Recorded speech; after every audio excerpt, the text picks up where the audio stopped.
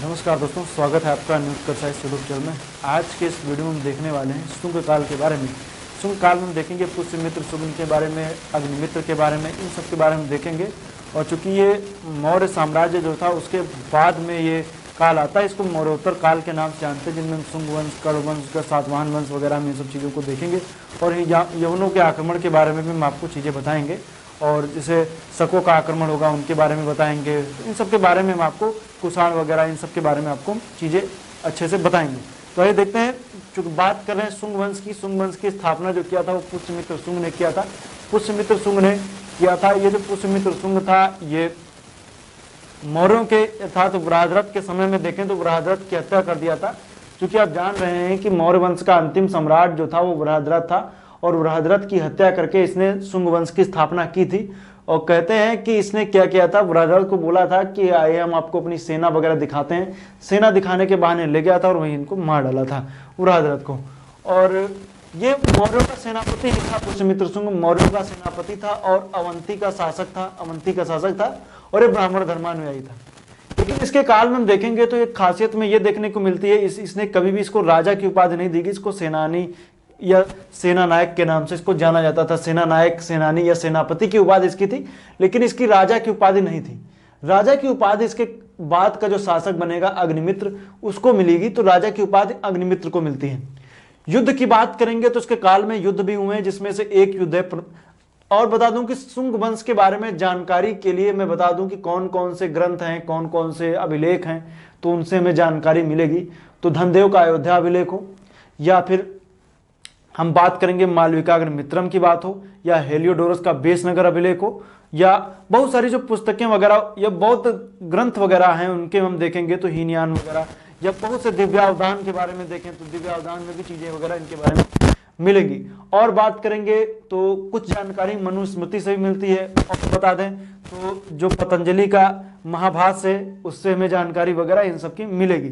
तो आइए देखते हैं। युद्ध की बात करेंगे तो विदर्भ युद्ध इसके काल में हुआ था। विदर्भ जो है आप देखेंगे तो इसकी दक्षिणी सीमा थी, अर्थात जो पुष्यमित्र शुंग का जो क्षेत्र था ये देखेंगे तो दक्षिणी सीमा लगभग विदर्भ के पास तक थी। विदर्भ में देखें तो तत्समय जो शासक था विदर्भ का, उसका नाम था यज्ञसेन, और यज्ञसेन का चचेरा भाई था माधवसेन। याद रखेगा, यज्ञसेन का चचेरा भाई माधवसेन, और माधवसेन मित्र है किसका, अग्निमित्र का। इन दोनों के बीच में लेकर के युद्ध की स्थिति बनती है, और आगे चल करके अग्निमित्र क्या करता है, यज्ञसेन को पराजित करता है, और यज्ञसेन को पराजित करके विदर्भ को दो पार्ट में तोड़ देता है। और विदर्भ को तोड़ देता है, और विदर्भ जब टूट जाता है तो उसको दो पार्ट में, एक पार्ट का शासक यज्ञसेन और दूसरे पार्ट का शासक माधवसेन को बना दिया जाता है। और ये माधवसेन में बता दूं कि ये मित्र है अग्निमित्र का, और माधवसेन की बहन है जिसका नाम है मालविका। माधवसेन की बहन है मालविका, और इनकी प्रेम कथा का वर्णन ही देखें तो कालिदास ने अपने मालविकाग्निमित्रम में किया है। आप लोग उसको पढ़िएगा तो उसमें इसमें जानकारी मिलेगी। और तत्समय देखेंगे तो शुंग वंश की जानकारी भी उस पुस्तक में मिलती है। तो जानकारी मालविकाग्निमित्रम से, अर्थात विदर्भ युद्ध की जानकारी कहां से मिलती है, मालविकाग्निमित्रम से मिलती है। यवन आक्रमण की बात करेंगे तो इसके बाद में यवन आक्रमण हुआ। तो धनदेव के अयोध्या अभिलेख से पता चलता है कि पुष्यमित्र शुंग ने 2 बार अश्वमेध यज्ञ करवाया था। तो अश्वमेध यज्ञ करवाया था, तो अश्वमेध यज्ञ में घोड़ा वगैरह छोड़ते थे। जब अश्व छोड़ा जाता था तो मान लीजिए किसी के क्षेत्र में चला गया तो जब उसको पकड़ते तो युद्ध वगैरह भी होता था। तो ऐसी स्थिति बनी कि अश्वमेध यज्ञ का घोड़ा सिंधु के दक्षिणी तट पर पकड़ा गया, और उसको पकड़ा किसने, यवनों ने। जो पकड़ेगा फिर उससे युद्ध होता है। आपको बता दूं कि यहाँ पे कुछ स्थिति ऐसी है कि यहाँ से सिंधु नदी बहती है, तो इसके दक्षिणी हिस्से पर यहाँ के आसपास के क्षेत्रों में यहीं पर इनका घोड़ा वगैरह पकड़ लिया गया, और इसमें क्या होता है फिर आगे चल करके युद्ध की स्थिति बनती है। तो इस युद्ध में देखें तो जो युद्ध था यवनों की तरफ से डेमेट्रियस लड़ रहा था। डेमेट्रियस के नेतृत्व में युद्ध हुआ, और युद्ध में यवनों की पराजय हुई। कहते हैं कि इसके काल में 2 यवनों के आक्रमण हुए थे। अश्वमेध यज्ञ इसके काल में हुआ। अश्वमेध यज्ञ इसके काल में हुआ था, तो इसमें देखेंगे तो उल्लेख धनदेव का अयोध्या अभिलेख है जिसमें जानकारी मिलती है। और कहते हैं इसने 2 यज्ञ करवाए थे। इस यज्ञ के पुरोहित जो थे वो पतंजलि थे। पतंजलि की पुस्तक महाभाष्य जिसमें हमें जानकारी मिलती है, उसमें पतंजलि के द्वारा लिखी गई एक बात है। इसमें लिखा गया है, ए पुष्यमित्र याजयाम तो ये पुष्यमित्र याजयाम का मतलब है कि अर्थात हम पुष्यमित्र के लिए यज्ञ करते हैं। अर्थात इसमें बात कही कि पतंजलि जो है वो पुष्यमित्र शुंग के लिए यज्ञ करते हैं और यही अश्वमेध यज्ञ में इसकी जानकारी मिलती है। बौद्ध ग्रंथों में जब देखें तो बौद्ध ग्रंथों में हमें जानकारी मिलती है कि पुष्यमित्र शुंग को बौद्ध का संहारक माना गया है। चूंकि बता दूं कि जो मौर्य वंश के शासक रहे हैं वो आगे आप चल करके देखेंगे तो मौर्य वंश के शासक क्या हो गए, बौद्ध धर्मानुयायी हो गए, बौद्ध धर्म को मानने लगे। तो लेकिन ये चूंकि ब्राह्मण धर्म का धर्मानुयायी था तो ऐसी बातें कही गई क्योंकि हत्या करके बृहद्रथ के शासक बना था। तो कहते हैं कि बौद्ध स्रोतों में पुष्यमित्र शुंग को बौद्धों का संहारक कहा गया है। अन्य अन्य जगहों पे अन्य अन्य कहानियां लिखी हुई हैं, लेकिन इसमें एक बात खासियत यह मिलती है कि पुष्यमित्र शुंग को बौद्धों का संहारक कहा गया। ये जानकारी सिर्फ बौद्ध ग्रंथों में ही मिलती है, अन्य जगहों पर नहीं मिलती है। तो बातें ऐसी कही गई हैं। आइए आगे देखते हैं। आगे की जब हम बात करेंगे तो ये कहानी जो मैंने बताई आपको इसको याद रखेगा, क्योंकि ये कैसे कैसे शासक वगैरह आए हैं।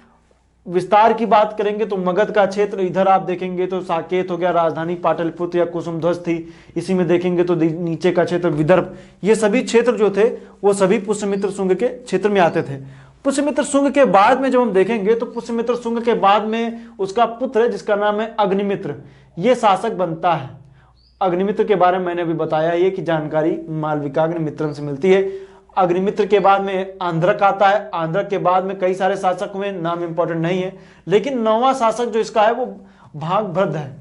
भागभद्र जो है, भागभद्र नौवां शासक है। इसके काल भागभद्र में जब हम देखते हैं तो भागभद्र के काल में देखेंगे तो एंडियाल किट्स जो तक्षशिला का शासक है, तक्षशिला का शासक एंडियाल किट्स के टाइम पे देखेंगे तो हेलियोडोरस उसका राजदूत बन करके आता है और उसका अभिलेख है या स्तंभ लेख है, स्तंभ है बेसनगर गरुड़ स्तंभ लेख।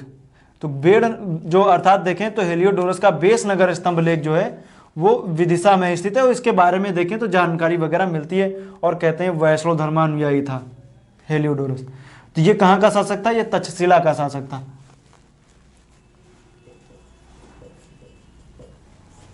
तक्षशिला का शासक कौन था, एंडियाल किट्स, उसके काल में राजदूत हेलियोडोरस है। इसके काल में जब आगे देखेंगे तो भागभद्र के बाद में आता है देवभूति। देवभूति जो है वो उसकी हत्या कर देता है वासुदेव। तो वासुदेव जो है वो देवभूत, क्योंकि आगे के जितने भी शासक हैं वो सभी देखें तो विलासपूर्ण जीवन जी रहे हैं। इसमें भी कहते हैं देवभूत की हत्या के समय जो वासुदेव था ये क्या करता था कि स्त्री के भेष में आता है और उसकी हत्या कर देता है। तो हत्या किया वासुदेव ने और वासुदेव ने कर्ण वंश की स्थापना की। तो वासुदेव ने क्या किया, कर्ण वंश की स्थापना की। और कर्ण वंश की स्थापना जब की जाती है तो इसमें बहुत ज़्यादा इंपॉर्टेंट कर्ण वंश है नहीं, लेकिन कर्ण वंश की स्थापना वासुदेव ने की। अंतिम शासक सुशर्मा है। पुराणों में शुंग भ्रव्य कहा जाता है कर्ण वंश को। तो शुंग भ्रव्य किसको कहा गया, कर्ण वंश को। तत्समय जब हम देखें तो ये जो शासक या जो हम बात कर रहे हैं इनकी, तो जो ये चाहे वो शुंग वंश हो चाहे वो कर्ण वंश हो, ये इनकी जिनकी स्थापना हुई है वो पिछले शासक को या पिछले वंश के शासक को मार कर हुई है। चाहे वो शुंग वंश का शासक हो पुष्यमित्र शुंग हो, चाहे वो वासुदेव हो। वासुदेव ने भी अब देखें तो हत्या की थी देवभूत की, और इधर पुष्यमित्र शुंग ने हत्या की थी बृहद्रथ की। तो ये दोनों चीजें इंपॉर्टेंट है, इनको याद रखिएगा। तो ये रही जानकारी जो मैंने बताई आपको शुंग वंश के बारे में। तो मिलेंगे नेक्स्ट वीडियो में जब हम बात करेंगे सातवाहन वंश की, क्योंकि इसका अंतिम शासक सुशर्मा है, इसके बाद सातवाहन वंश शुरू हो जाएगा। तो सातवाहन, अब देखिए यहाँ पर जो सिचुएशन बन रही है, अब जो मगध है वो सत्ता के केंद्र से थोड़ा सा हटने लगा है। देखें तो पुष्यमित्र शुंग के टाइम पे जब हम देखेंगे तो वाराणसी हो, साकेत हो, इन सब जगहों की महत्ता बढ़ने लगेगी। और दक्षिण में देखें तो ये वाला क्षेत्र जो है यहाँ पे सातवाहन वगैरह आएंगे, महाराष्ट्र के आसपास के क्षेत्रों में। तो ये इन जब जगहों पर जब महत्ता बढ़ेगी तो कहते हैं कि मगध का जो शासन चल रहा था मगध का, वो उसका धीरे धीरे अपकर शुरू हो जाएगा और जो सत्ता का केंद्र है धीरे धीरे दक्षिण की ओर भी बढ़ने लगेगा। तो जब दक्षिण भारत की बात करेंगे तो इसमें कई सारी जगहों के नाम आएंगे, कई कई शासक आएंगे, पल्लव हो, राष्ट्रकूट हो, सबकी जिक्र आगे किया जाएगा। तो मिलेंगे नेक्स्ट वीडियो में, तब तक के लिए आपका बहुत बहुत धन्यवाद।